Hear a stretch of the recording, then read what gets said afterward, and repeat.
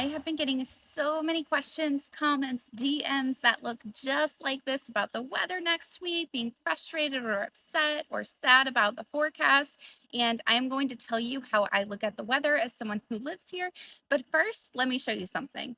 This is our current forecast. It is 7:27 a.m. and we're supposed to be seeing 70% cloud coverage, 20% chance of rain, and 90% humidity. I think the humidity is right, but let me show you what it looks like. Here's a little 360 view of the sky. It's honestly a beautiful morning. The sun's shining. It's not going to rain. We have a 30% chance of rain at most on the hourly forecast today. I'm going to say it's probably not going to rain at all. And if it does, it's going to be a few sprinkles. So, tip number one is do not worry about the forecast so much until you're actually here and can look up at the sky because our weather changes very frequently. And what you see on your app and what you see in real time are probably going to be two very different things.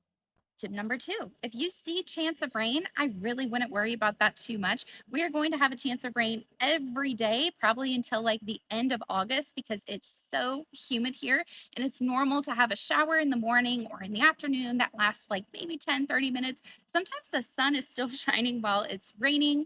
So that's very normal for us.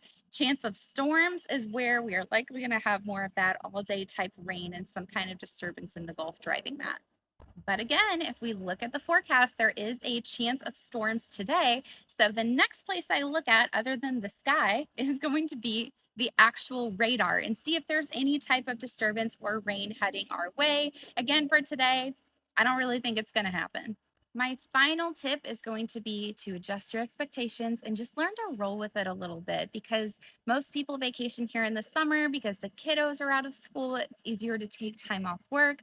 But summertime, like most places, is going to be a rainy season because it's hotter, because it's more humid. So you're not going to come here and have like 0% rain. If you do, we're in a drought and probably in a little bit of trouble.